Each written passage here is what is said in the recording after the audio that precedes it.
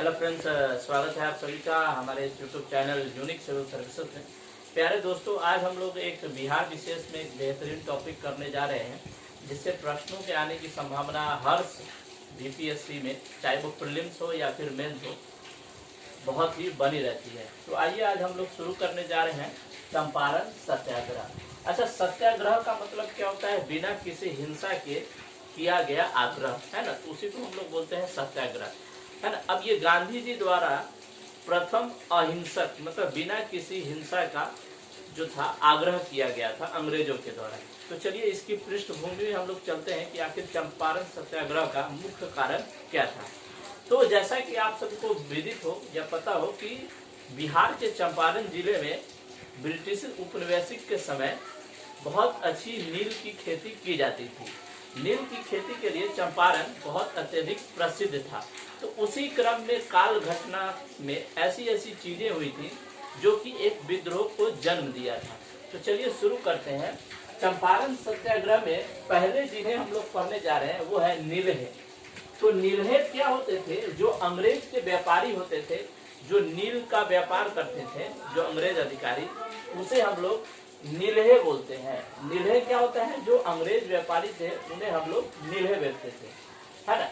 वो क्या करते थे? किसानों से या फिर जमींदारों से नील की खरीद बिक्री किया करते थे। अब देखिए, नील की जो खेती की जाती थी बिहार में या चंपारण में उस समय, वो दो तरीके से की जाती थी। उसमें पहला क्या है? जीरत। पहला क्या है? जिरात। और दूसरा क्या है? असामी बार। पहला है जिरात और दूसरा क्या है? असामी बार। तो ये दो तरीके से अंग्रेज व्यापारी जो थे वो नील की खेती करवाया करते थे। जिरात में क्या होता था? जो अंग्रेज थे उन्हीं की देख रेख में खेती की जाती थी। मतलब कि अंग्रेज व्यापारी जो थे वो अपने अंडर कुछ भूमि को लेके और उन्हीं के देख रेख में वो लोग खेती करवाते थे। वो किसानों को भूमि नहीं देते थे, वो खुद से ही अपने जो गुलाम हुआ करते थे, उनके पास जो हल थे, बैल थे, तो उन सब से उसमें खेती करवाते थे। तो इसमें गुलामों द्वारा जो उनके द्वारा जो गुलाम बनाए जाते थे, उनको साथ में उनके जो बैल थे, जो हल थे, उनसे वो लोग खुद ही खेती करवाते थे। तो जिरात में क्या था कि अंग्रेज व्यापारी के अंदर देख रेख में खेती की जाती थी। अब दूसरा क्या है? असामीवाद। यही सबसे मेन कारण था चंपारण सत्याग्रह का। तो असामीवाद में क्या था? उन्होंने जमींदारों को एक नया नाम दिया, कोठीवाल। उन्होंने जमींदारों को क्या नाम दिया? कोठीवाल। क्या करते थे? अंग्रेज व्यापारी कुछ भूमि को जमींदारों को दे दिया करते थे और वह ऐसे जमींदारों को देते थे जो स्पेशली नील की ही खेती उस पर करवाए। तो वैसे जमींदार जो केवल नील की ही खेती करवाते थे, उन्होंने उसका नाम क्या दिया था? कोठीवाल। याद रखिएगा, कोठीवाल। अच्छा, वो जो भूमि देते थे जमींदारों को, वो कितने वर्षों के लिए देते थे? 20 से 25 वर्षों के लिए। अब वो भूमि जमींदार क्या करता था? किसानों में बांट दिया करता था। और वो भी क्या कंडीशन देता था कि अगर आपको मैं ये भूमि दे रहा हूँ, अगर कोई जमीन दे रहा हूँ, तो वो 20 से 25 वर्षों के लिए आपको दूंगा, ठीक ना। अब 20 से 25 वर्षों के लिए किसानों को भूमि दिया जाता था। अब उसमें उन्होंने शर्त क्या रखी थी कि अगर मैं आपको 20 कट्ठे की भूमि दे रहा हूँ, अगर मैं आपको 20 कट्ठे की भूमि दे रहा हूँ, तो उस पे आपको 3 कट्ठे का मिनिमम जो है नील की खेती करना पड़ेगा, है ना।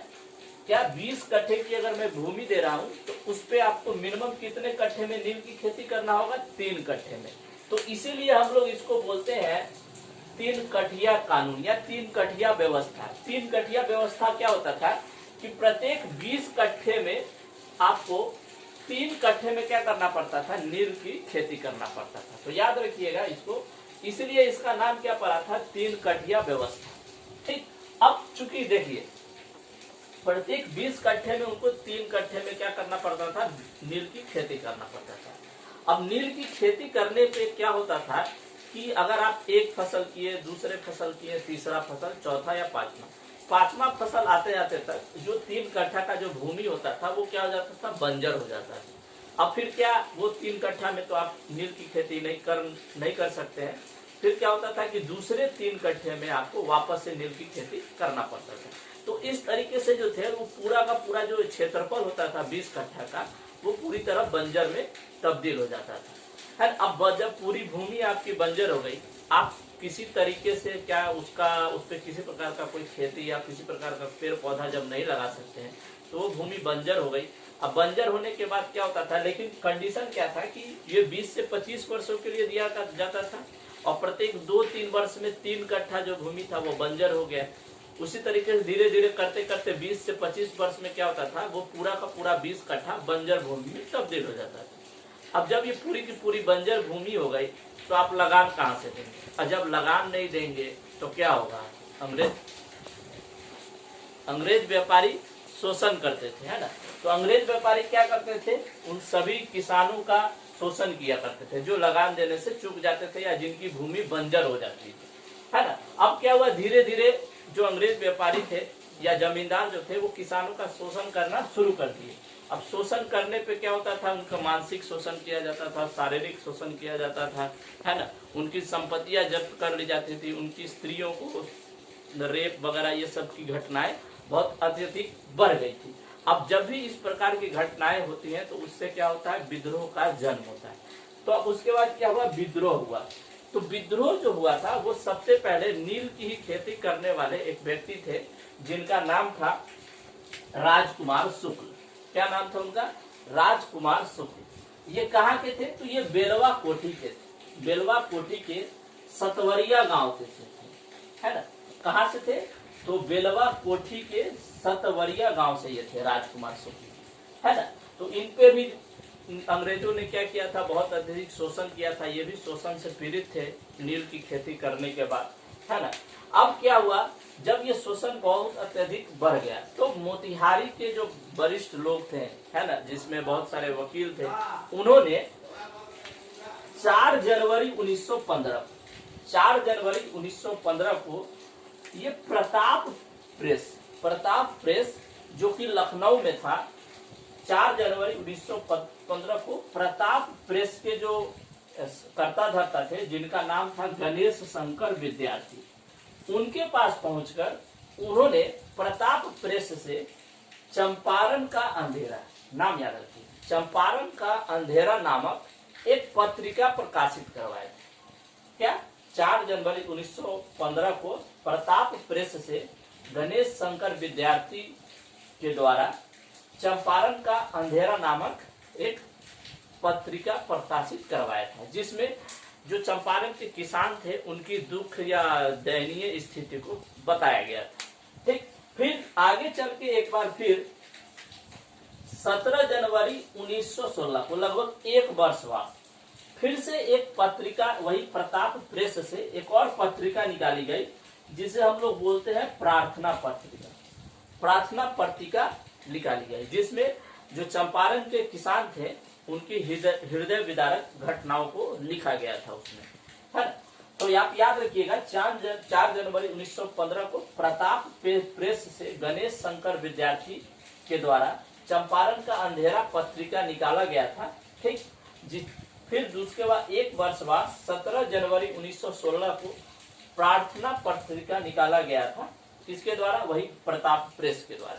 तो इन दोनों में क्या था, कॉमन क्या था कि जो किसान थे उनकी दयनीय स्थिति को बताया गया था, जिसे जाके ये प्रताप प्रेस को पढ़कर जो विभिन्न राजनीतिक संगठन थे, जिससे में उस समय कांग्रेस थे, है ना, और मुस्लिम लीग थे, है ना, तो इन सब में एक जो नेता थे वो अब क्या किए कि जो चंपारण के किसान थे उनके प्रति उनमें संवेदना पैदा हुई।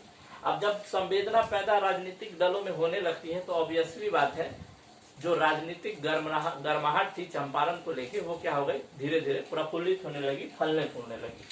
तो जिसको देखकर 16 मार्च 1916, डेट याद रखिएगा, 16 मार्च 1916 को अंग्रेजों ने जो ये प्रताप प्रेस है इनको बुरी तरह बंद करवा दिया और प्रार्थना जो पत्रिका थी उसको क्या किया गया, बैन करवा दिया गया, है ना।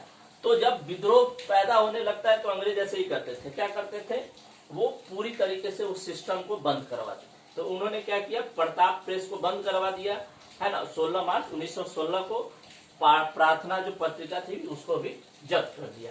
जब भारत के नेताओं में ये बात चली कि चंपारण में ऐसा ऐसा हो रहा है, ऐसे अत्याचार हो रहा है, तब 20 से 30 दिसंबर के बीच कांग्रेस का जो है वो लखनऊ अधिवेशन हो रहा था। कांग्रेस का लखनऊ अधिवेशन हो रहा था और उसी में जो इसके अध्यक्ष थे वो अंबिका चरण मजूमदार थे। ACM का मतलब A for Ambika, C for चरण, M फॉर मजूमदार। अंबिका चरण मजूमदार ने क्या किया, वो राजकुमार शुक्ल से मिले। किनसे मिले? लखनऊ के अधिवेशन में अंबिका चरण मजूमदार जो है राजकुमार शुक्ल से मिले और उन्होंने राजकुमार शुक्ल को यह सलाह दी कि आप किनसे मिलिए? गांधी जी से जाकर मिलिए। किनसे मिलिए? तो गांधी जी से जाकर उन्होंने मिलने की सलाह दी। ठीक, तो ये था आपका चंपारण सत्याग्रह का पहला चरण कि पहले चरण में ये सारी घटनाएं हुई थी। ठीक, नील्हे गिने कहा जाता है अंग्रेज व्यापारी को। जिरात का मतलब क्या होता है? जो अंग्रेज के देख रेख में जो नील की खेती की जाती थी, जो उनके गुलाम बैल हल किए करते थे। आसामी वार का मतलब क्या होता है? जो अंग्रेज के जिन्होंने अंग्रेजों ने जमींदार को दे दी और वो जमींदार किसानों से खेती करवाया करते थे। 20 में 3 कट्ठे में खेती की, 20 कट्ठे में 3 कट्ठे में खेती किया जाता था। प्रत्येक 20 कट्ठे में 3 कट्ठे में खेती करना था, तो इसलिए इसको हमको 3 कठिया बोलते हैं। विद्रोह की शुरुआत सबसे पहले किसने की थी? बेलवा कोठी के राजकुमार शुक्ल ने, जो कि सतवरिया गांव से थे। 4 जनवरी 1915 को प्रताप प्रेस से गणेश शंकर विद्यार्थी ने चंपारण का देहरा नामक पहला पत्र निकाला था। फिर 17 जनवरी 1916 को प्रार्थना पत्रिका से दूसरा पत्र निकाला था, जिन्हें 16 मार्च 1916 को जब्त कर लिया गया था। ठीक, उसके बाद 20 से 30 दिसंबर को लखनऊ का कांग्रेस अधिवेशन हुआ, जिसमें अंबिका चरण मजूमदार ने राजकुमार शुक्ल को गांधी जी से मिलने की सलाह दी थी। तो ये पहला पार्ट था। दूसरा पार्ट फिर नेक्स्ट वीडियो में। वीडियो ज्यादा लंबा